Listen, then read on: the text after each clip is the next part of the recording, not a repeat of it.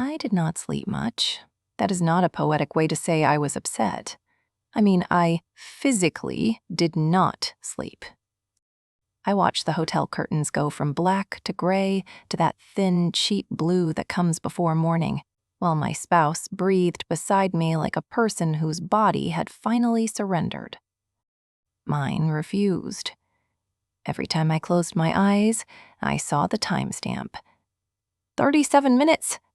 That number bothered me more than the email itself, because it was so small, so exact, so ordinary. 37 minutes is coffee cooling.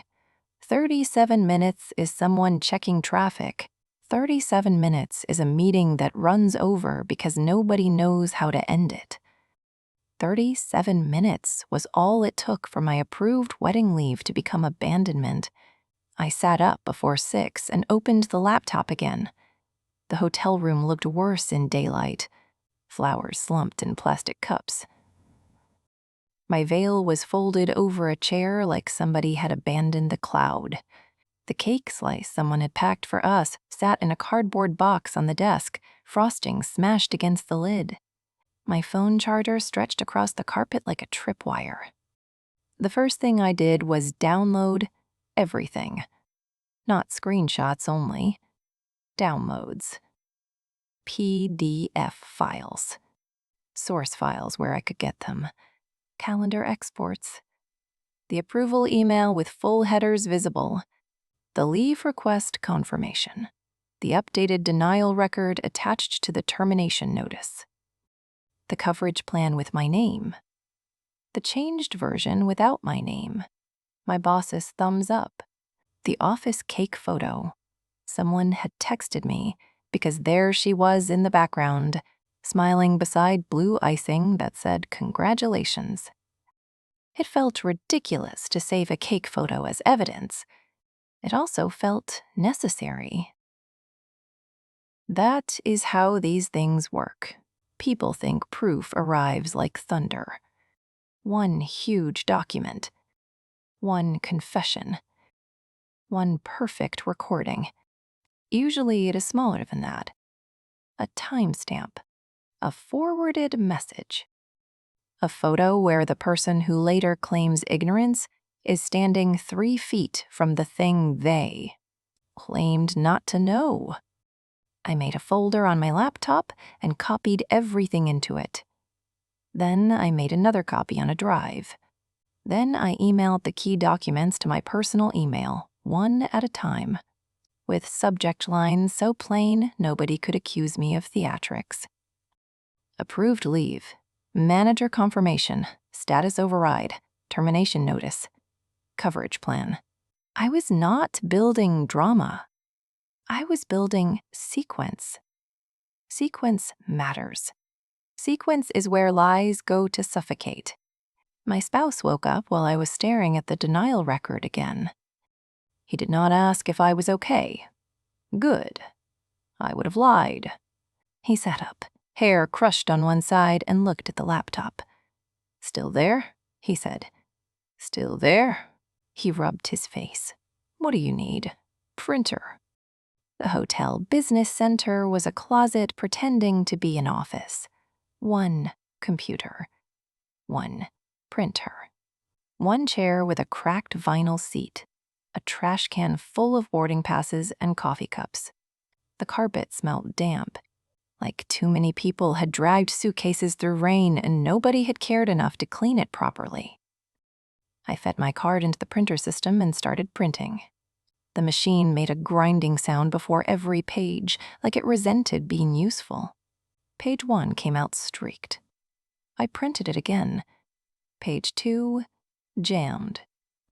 I opened the little plastic panel and pulled out a half-chewed sheet with the corner folded like a bad omen. My spouse stood behind me holding hotel coffee that tasted like burnt paper. Neither of us joked. That was how I knew he understood. Normally he would have said something dry, something to keep the day from becoming too heavy. But he just stood there and handed me pages as they came out. Original approved leave. Manager confirmation. calendar confirmation, coverage plan, altered handoff packet, termination notice, denied leave record, manager override, 37 minutes. The document said something I still cannot forget. And not because the words were dramatic. They were not. That was the cruelty of it. No exclamation point, no confession, no ugly little paragraph saying, yes, I did this. Just a system note, manager override, a clean label for a dirty act. I looked at it until the letters started to blur. Then I printed 3 copies. One for me, one for the meeting I knew would come. One because I had learned already that people who change records count on you having only one. Back in the room, I laid the pages across the bedspread. The bedspread had tiny gray diamonds on it, the kind of pattern hotels use to hide stains. My wedding bouquet sat on the nightstand in a glass of water, already losing petals. Every few seconds, one fell with a soft little tap. I put the pages in order. Not the order I discovered them, the order they happened. That mattered. People can make confusion sound like guilt. They can point to your panic, your late reply, your missing attachment, your messy timeline, and say, see, this is why we did what we did. I was not giving them messy. First, the approved leave request. Then the confirmation from my boss. Then the coverage plan. Then the changed handoff packet. Then the 2-day before message. Then her thumbs up. Then the office card photo. Then the denial record. Then the termination notice. Then the employee handbook section about approved leave and employee notice. I did not have to invent anything. That was the gift and the horror. The facts were enough. At 9, I tried logging into my company account. Access denied. Of course. They had cut the door after changing the lock and then claimed I had never had permission to enter. But I still had copies, because I had forwarded myself the important things before the wedding. Because some part of me had listened when the coworker put that changed handoff packet on my desk and did not laugh. I thought about calling that coworker. I did not. Not yet. People get scared when you ask them to stand near a fire too early. They start protecting themselves, and sometimes that means repeating the safest lie. So I did the boring work first. I opened the employee handbook, PDF file I had saved months earlier when HR sent out an updated version nobody read. I searched for absence, leave, termination, notice, manager approval. The handbook was dry enough to kill weeds. But dry language can be beautiful when it is on your side. It said, approved leave required documented notice for reversal. It said, job abandonment required failure to communicate and absence without approval. It said, manager-approved leave was not to be retroactively altered without employee acknowledgement. I read that line 4 times. Not because it magically saved me. Nothing magical had happened. It gave me structure, a simple mechanism, a rule my boss had broken before she punished me for the result. I printed that page too, highlighted nothing. Highlighting can look emotional. That sounds stupid, unless you have ever sat in a room where people want to call you unstable for having a pulse. I left the page clean, let them find the line themselves. Then I wrote a timeline, by hand first. Not because handwriting is better, because typing made me move too fast. Handwriting forced me to slow down and ask what I actually knew. Dates, times, facts. No adjectives, no cruel, no vindictive, no humiliating. Those words were true. but they were not useful yet. Useful was leave approved. Useful was manager acknowledged wedding date. Useful was record changed 37 minutes before termination. Useful was termination reason depended on changed record. The phone started buzzing around late morning. Not my boss, people from work.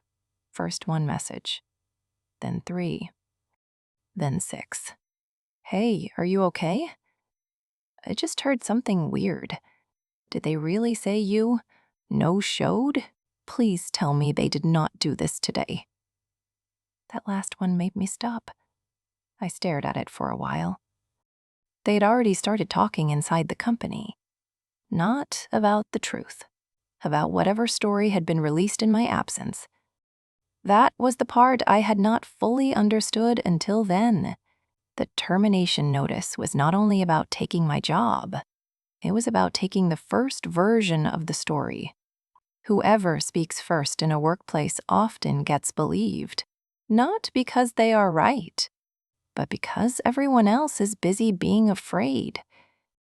My boss had told them I no-showed, or let them believe it, same damage, different costume. I replied to almost nobody. Not because I wanted to be cold, because I was not going to leak pieces of my anger through scattered texts and watch them get passed around stripped of context. I wrote one message to the coworker who had shown me the changed packet. Can you confirm whether you were told I was unavailable without approval? 3 dots appeared, vanished, appeared again. Then nothing. I put the phone down. That silence told me more than an answer would have. By noon, my spouse asked if I had eaten. I had not. He brought me toast from downstairs and a banana I could not taste. The coffee had gone bitter. Wedding flowers were dying on every surface. The hotel room looked like a celebration had been searched by police, except there were no police, no crime scene tape, no outside authority coming to make the narrative behave. Just me, a bride with printer paper. I opened LinkedIn. I stared at the empty post box. This is where people think they know what they would do. They say they would name names. They would burn the company down. They would tag everybody. They would make it impossible to ignore. Maybe. Maybe not. Because when it is your name at the top of the post, your face in the profile circle, your future employment hanging somewhere in the fog, courage gets very expensive. I typed the first version, deleted it. Typed the second, deleted it. The third sounded like begging. The fourth sounded like rage. The fifth sounded like a press release written by a corpse. I closed the laptop, walked to the bathroom, looked at my face in the mirror. The makeup from the night before had left dark smudges under my eyes. There were red marks near my scalp from the pins. My mouth looked smaller somehow, meaner. I said out loud, facts. Just that, facts. Back at the desk, I wrote the post like I was preparing it for someone who wanted me to look hysterical. Because they did. I knew they did. So I gave them nothing to grab, no insults, no adjectives, no speculation about motive. No company secrets, no client information, no private coworker messages, no threats. I wrote that I had been terminated on the morning of my wedding after taking approved leave. I wrote that the leave record attached to the termination notice showed a manager override, minutes before the termination email.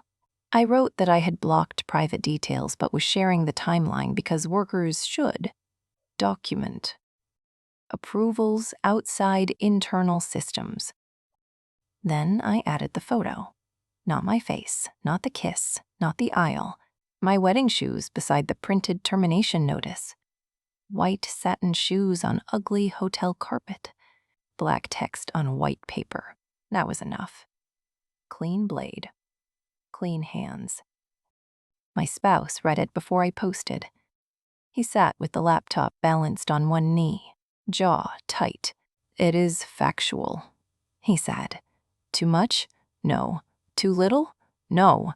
What if it hurts me?" He looked up. "What they did already hurt you." That was not encouragement. That was permission to stop pretending silence would protect me. I posted it. For the first 10 minutes, nothing happened. That felt almost worse. I kept refreshing like an idiot. 1 like. Then 3. A comment from someone I used to work with years ago. "This is unacceptable." Documentation matters. Then a repost. Then another. Then my phone started buzzing in a different rhythm. Not messages now. Notifications. Comments. Reposts. People telling stories under mine. People saying their leave had been denied after approval. People saying they had been punished for funerals, pregnancies, medical appointments, honeymoons, sick kids, dying parents, ordinary people carrying ordinary paper cuts that had never stopped bleeding. If you are still listening, this is where it turns. Because the post did not go viral, because I was special. It went viral because too many people recognized the weapon. A record changed after the fact. A policy used as a mask. A manager who knew exactly when to strike. By evening, people from inside the company were viewing my profile. I knew because some of them forgot to hide it. HR. Senior leadership. A manager from another department who had once complimented my project tracker. My boss did not view it, or at least not under her own name. That made me laugh once. A dry, ugly sound. My spouse looked over. "What?" Now she is careful. The next morning, an email came to my personal account. Not from my boss, from HR. The subject line was gentle. Request to discuss. Gentle subject lines are where corporations hide teeth. They said they were aware of my public post and wanted to discuss the circumstances surrounding my separation. They said they valued respectful dialogue. They said they hoped we could find a constructive path forward. Constructive. I was sitting at the hotel desk again, wearing jeans under the robe they give you when they want you to feel relaxed in a room that costs too much. My wedding dress was packed in a garment bag now. The zipper was stuck halfway, so it bulged weirdly, like the day refused to fit back inside. I read the email twice. Then I made a copy. Then I printed it. My spouse watched me from the bed. "You going?" "Yes." "You want me there?" "Yes." No hesitation. Not because I needed him to fight. Because witnesses matter. Bodies in chairs matter. People behave differently when their version of events has to survive oxygen. I replied to HR with 2 sentences. I am willing to attend a meeting. I will bring documentation relevant to the separation notice and leave record. Then I added, my spouse will be present. I waited for them to object. They did not. That told me something too. They wanted the post down badly enough to tolerate a witness. I spent the rest of that day preparing the folder. Not a binder. A binder feels like performance. I used a plain black folder from a store near the hotel. It cost almost nothing and looked like nothing. That was the point. Inside, I put the documents in order. I numbered the pages in pencil at the bottom right. Original leave approval. Boss confirmation. Coverage plan. Altered handoff packet. Thumbs up message. Office card photo. Denied record with manager override. Termination notice. Handbook page. HR email requesting the meeting. I made 2 copies of the full packet and clipped each set with a black binder clip. The sound of those clips snapping shut felt obscene. So small, so final. I rehearsed what I would not say. That was more important than rehearsing what I would say. I would not call my boss cruel. I would not say she ruined my wedding. I would not ask how she could do this to me. I would not beg for my job. I would not apologize for the post. I would not let them make the meeting about tone. Tone is where accountability goes to die. People like my boss love tone. Tone lets them ignore the knife and critique the screaming. So I practiced the sentence that mattered, not out loud at first, in my head, then once in the bathroom mirror. Before I correct my post, I need you to explain why my approved wedding leave was changed to denied 37 minutes. Before you fired me for taking it, it sounded too clean. That was good. Clean things are harder to twist. I said it again. Slower. Not dramatic. No trembling. No speech before it. Just the line. My spouse leaned against the bathroom door frame. "That is the one," he said. I nodded. "What do you think they will do?" he asked. I looked at the folder on the desk. "They will try to make me help them bury it." That was not paranoia. That was pattern recognition. Because by then, the post had spread far enough that the company had a problem. Not a moral problem. Maybe some people there cared, sure. But systems do not panic because they develop a conscience overnight. They panic because the mess becomes visible. My phone kept buzzing. I turned off notifications, then turned them back on, then turned them off again. I was tired of strangers, even kind ones. Strangers can mean well and still turn your wound into a group project. They wanted updates. They wanted names. They wanted me to be more savage, more forgiving, more strategic, more emotional. He's emotional. I could not carry all of them, so I carried the folder. The morning of the meeting, it rained. Not a storm. Just mean, steady rain that made the pavement shine and turned every car into a smear of headlights. I wore a black blazer over a cream blouse because my wedding clothes were packed away and I needed to look like myself again. Not bridal, not broken. My spouse wore the same suit from the wedding because we still had not taken it to the cleaners. There was something almost funny about that. Almost. In the car, neither of us said much. The folder sat on my lap. I watched raindrops race down the window and thought about my old desk. The printer, the drawer, the mug, the little ugly pieces of a work life that had already been boxed up or thrown out or touched by people who had no right to touch them. I did not want the job back. That surprised me. Sometime between the email and the folder, the desire had changed. At first, I wanted restoration. I wanted them to undo it, put me back where I had been, make the record clean and the paycheck steady and the humiliation disappear. But by the time we pulled into the company parking lot, I knew I did not want to sit outside my boss's office again, waiting for her mood to decide whether I was safe. I wanted the record corrected. I wanted the lie dead. I wanted the person who changed it to say what she had done in a room with witnesses.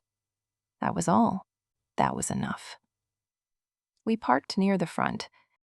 My old badge was useless now. A dead rectangle in my purse. I almost brought it. Then I left it in the car. Let them open the door. Let them feel the shape of what they had revoked. At reception, the security desk smelled like wet coats and floor cleaner. The guard looked at our names on a printed list and handed us visitor stickers. Visitor. That word hit harder than I expected. 2 days earlier, I had been an employee, they accused of abandoning my role. Now, I was a visitor to the place where my mug still sat in the break room. The elevator made its soft mechanical ding. My spouse reached for my hand once. I let him hold it until the doors opened. Then I picked up the folder. Not like a weapon, like a record, because that is what it was. By the time HR led us down the glass hallway, I could already see the conference room. Long table, pitcher of water, plastic tray of donuts sweating under the lid. My boss was already inside. Of course she was, sitting with one hand around a coffee cup, posture straight, mouth arranged into concern. She looked at me through the glass and gave a small, sympathetic smile, like she was ready to forgive me, like I had caused all this by refusing to disappear quietly. And for 1 second, just one, I saw what she thought this meeting was. A cleanup, a correction. A young woman emotional after her wedding, guided gently back into professionalism by adults who knew better. That almost made my hands shake. Almost. Then I saw the HR director sit across from her. I saw the senior manager open his laptop. I saw 2 coworkers sitting near the wall, stiff and uncomfortable, dragged into the room because their names were tangled in the coverage plan. Witnesses. Not many. Enough. I walked in. The folder made a soft slap when I set it on the table. My boss looked at it, then at me, still smiling. Not because she was innocent, because she still believed she was in charge of the paper. HR asked if anyone wanted water. That was how they opened it. Not with the termination notice, not with the post. Water. The pitcher sat in the middle of the table with lemon slices floating near the top, pale and useless. Condensation ran down the glass and made a wet ring on the polished wood. Nobody touched it. My boss did the thing where she pressed her lips together and tilted her head, like she was sad for me in advance. The HR director folded her hands over a legal pad. No lawyer, no big dramatic panel. Just a company trying to put a lid back on a pot that had already boiled over. "We appreciate you coming in," HR said. I nodded once. My spouse sat to my left. He did not speak. He put both hands around the paper cup of coffee someone had given him downstairs and stared at the table. Like if he looked at my boss too long, the meeting might become something uglier than useful. The senior manager sat across from me, laptop open, face lit blue from the screen. He kept glancing at the 2 coworkers near the wall. They looked miserable. One had her arms crossed so tightly her shoulders almost touched her ears. The other kept picking at the corner of a paper napkin beside the donut tray. Small sounds everywhere. Rain ticking against the window. Laptop fan whining. Plastic lid on the donuts crackling when the air vent hit it. My boss let those sounds fill the first few seconds because she understood theater. She always had. Let the room settle. Let the wronged person sit inside the weight of being watched. Then offer mercy like a gift. She leaned forward. I want to start by saying this has been hard for everyone. Everyone. That word almost got me. Not because it was clever. Because it was familiar. People like her love everyone. Everyone means nobody has to be responsible. Everyone means the person bleeding has to think about the carpet. She looked at my spouse, then back to me.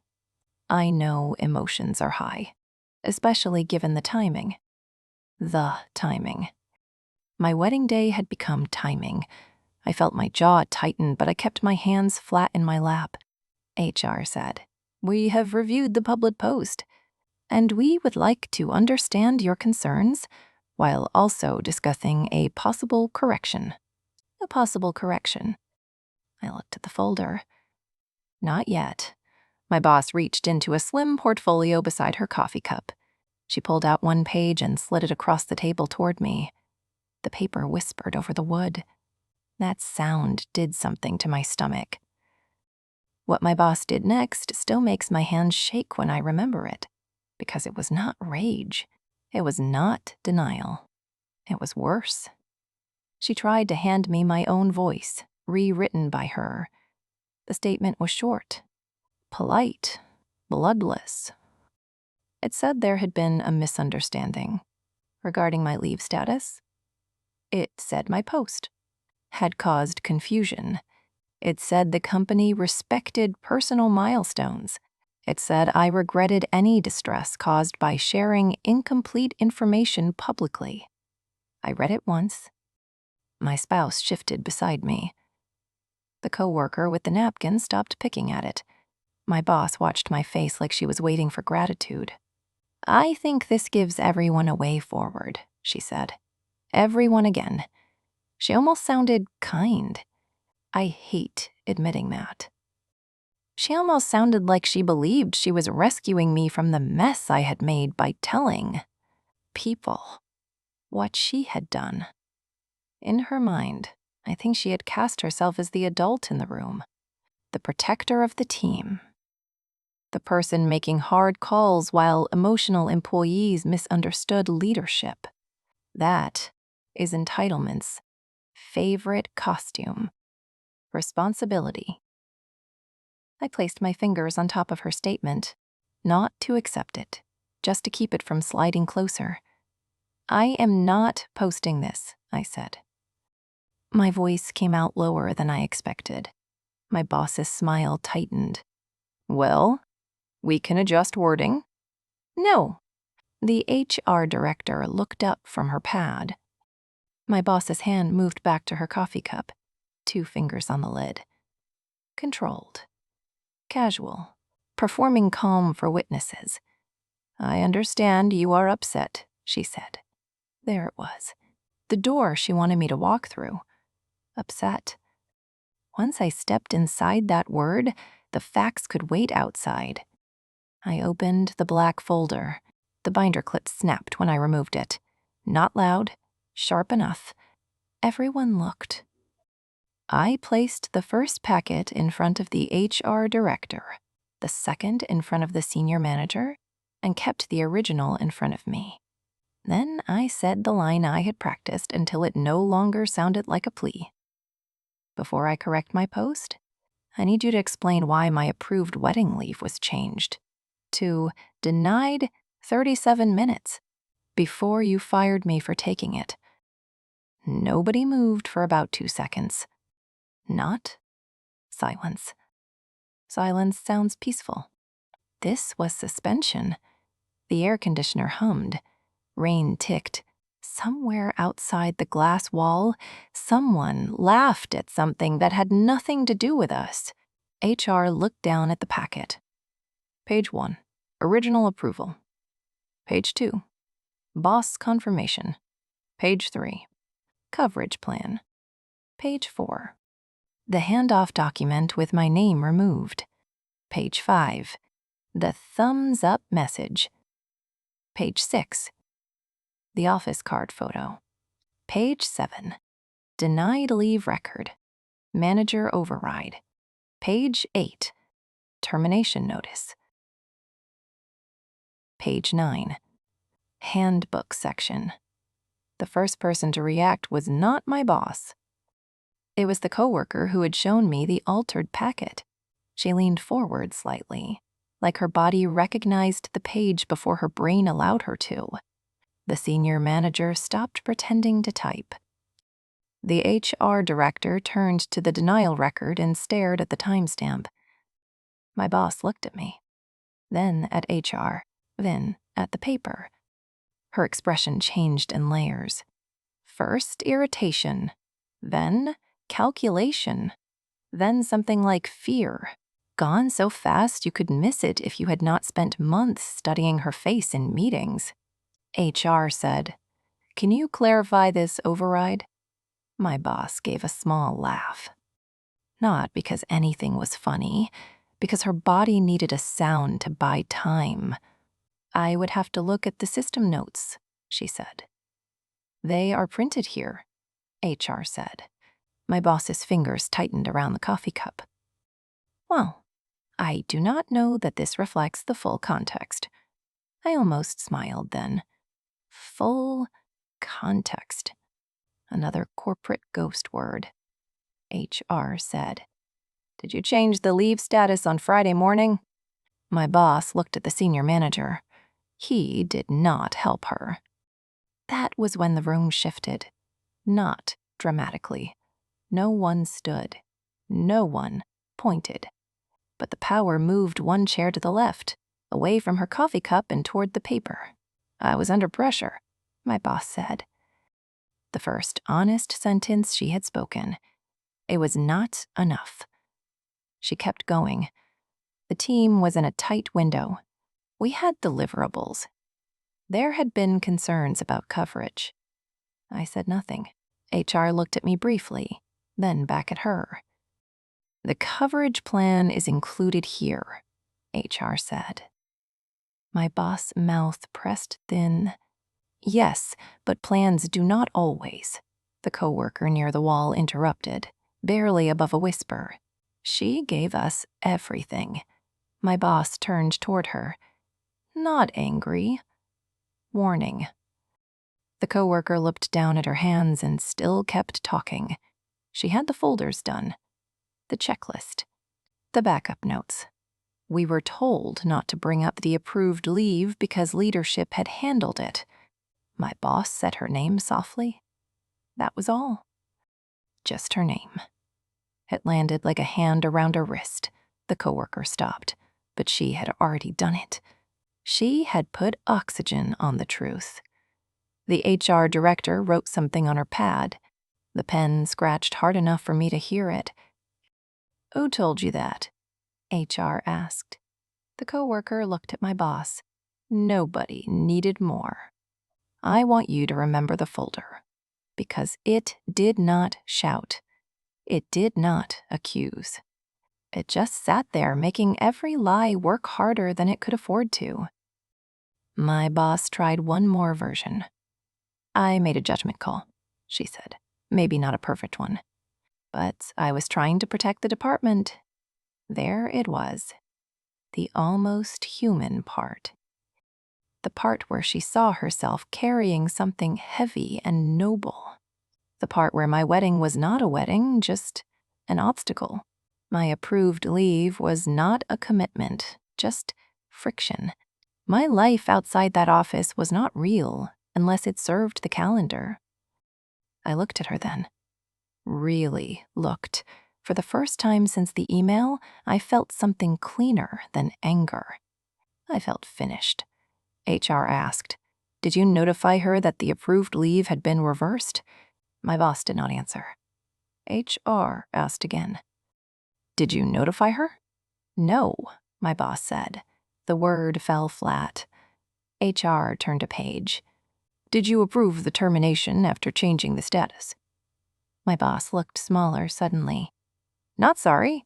Smaller. It was part of the same process. "That is not what I asked." My spouse put his coffee cup down. Soft cardboard tap. The senior manager finally closed his laptop. The meeting did not explode. That is another thing people get wrong. Exposure is not always fireworks. Sometimes it is slower, more humiliating. A person watching every escape route close while nobody raises their voice. HR excused us after that. Not all of us. Me, my spouse, and the two coworkers were asked to step into the hallway while they continued internally. My boss stayed seated. As I stood, she looked at me with something close to hatred. Not because I had lied, because I had refused to. In the hallway, the coworker who spoke up pressed both hands over her mouth for a second. "I am sorry," she said. I said, "You told the truth." She nodded too quickly. The other coworker stared at the carpet. "I thought they would fix it before it got this far," she said. That sentence hurt in a different place. because that is how bad things survive. Not because everyone is cruel, because some people keep waiting for someone else to fix what they know is wrong. We waited 20 minutes, maybe less. It felt longer. Rain blurred the windows. People passed us in the hallway pretending not to stare. My visitor sticker curled at one corner on my blazer. I kept looking at it because if I looked at the conference room, I might become the version of myself my boss wanted on record. Emotional, uncontrolled, difficult. When HR called us back in, my boss was no longer at the table. Her coffee cup was still there, half full, lipstick on the lid. That detail stayed with me. Her cup remained after her authority had left, a little monument to how fast someone can become absent from the room they thought they owned. The HR director sat straighter now. "We are continuing our review," she said. "Effective immediately. Your separation reason will be corrected pending final documentation. The abandonment language will be rescinded." I did not say thank you. You do not thank people for removing a lie they helped carry. She continued. Your eligibility for severance review and internal transfer records will be restored. We will also be issuing a public clarification that does not require a statement from you. My spouse exhaled beside me. I had not realized he had been holding it. What about her? I asked. Not loud. HR paused. She has been placed on administrative leave while we review her conduct and system access. Administrative leave. A soft phrase. A padded box. But it was something real. Her badge was collected before lunch. I know, because I saw her near the elevator with a security employee beside her, holding a cardboard office box so new it still had a barcode sticker on the side. She did not look at me. Good. I did not want an apology in a hallway. I wanted consequences in writing. Over the next week, the rest came piece by piece. Her authority over the team was removed. Her name was taken off the project she had tried to protect by erasing mine. The corrected separation letter arrived in my email as a PDF file, clean and plain, stating that the prior reason had been withdrawn. The company posted a public statement saying, "My leave had been approved and that the separation record had been corrected. No poetry, no morality. Enough." My LinkedIn post kept moving for a while, but I stopped feeding it. I added one update. The record has been corrected. I am grateful to everyone who reminded me that receipts matter. That was all. I did not delete the original. People asked me to. Not directly. Not always. Sometimes they said things like, "Now that it is resolved," or "for your own peace or future employers might." I understood what they meant. Make the mess less visible. Make survival more palatable. Put the white dress back over the wound. No, I left it up. Updated, not erased, because the truth does not become unprofessional. Just because it makes powerful people uncomfortable. But the real consequence was not her leave, or the badge, or the project, or the statement. The real consequence was smaller and heavier. People stopped treating her version of reality like weather. Before, if she said someone was unreliable, they became unreliable. If she said something was urgent, it became urgent. If she said she had handled it, everyone stepped back. Her power had lived in that little gap between what happened and what people were willing to question. That gap closed. The team knew she had changed a record. HR knew. Leadership knew. I knew. And she knew we knew. That kind of control does not grow back clean. A week later, I got a message from the coworker who had spoken up. No long speech. Just a photo. My ugly mug. The blue-gray one with the chipped handle. Sitting in the break room beside the coffee machine.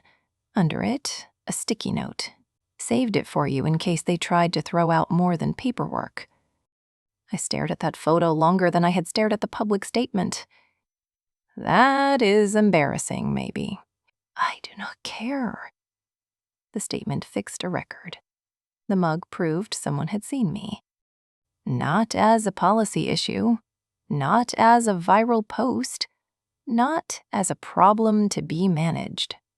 As a person who had a cup, a drawer, a routine, a life that did not deserve to be wiped away because a manager wanted her lie to look official. I picked it up the next Tuesday. It was raining again. Of course it was. The lobby smelled like wet umbrellas and coffee from the machine near reception. I did not go upstairs. I did not ask to see anyone. I did not need the desk, the drawer, the printer, the chair that sank during meetings. The coworker met me near the front with a small paper bag.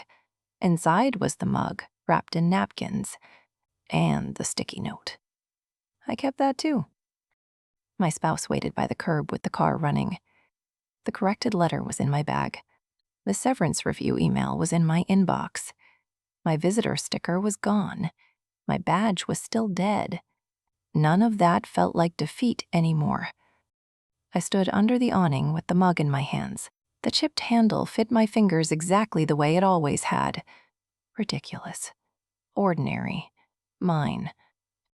I thought about the bathroom on my wedding day. The one earring. The phone lighting up. The printed vows on the sink. The email that tried to turn joy into shame. And I thought about how close I had come to swallowing it. That is the part I want you to hear. Not the viral post. Not the meeting. Not even the line that made her lose control of the room. I want you to hear that I almost stayed quiet because I was tired. Because I was afraid of looking messy. Because I did not want my wedding day remembered as the day I fought back. But it is remembered that way now. And I am not sorry. My wedding was not ruined by the fight. It was clarified by it. I learned who would stand beside me while I built a timeline at midnight. I learned which coworkers would whisper the truth and which ones would wait for permission. I learned that a document can be a weapon, but it can also be a shield. I learned that being calm does not mean being passive. Sometimes calm is just anger with a filing system. I did not get my old life back. Good. That life had a trap door under it. I got the record corrected. I got the lie removed. I got my name separated from abandonment. I got the ugly mug. I got proof that I could be humiliated in public and still walk into a glass conference room with paper strong enough to hold my spine up. That is what they miscalculated. They thought firing me on my wedding day would make me too emotional to fight clearly. They forgot. Emotion is not the opposite of evidence. Sometimes emotion is what makes you keep the evidence in the first place. So tell me this. What proof did you keep because some smiling little tyrant thought you would be too emotional, too polite, or too busy surviving to use it?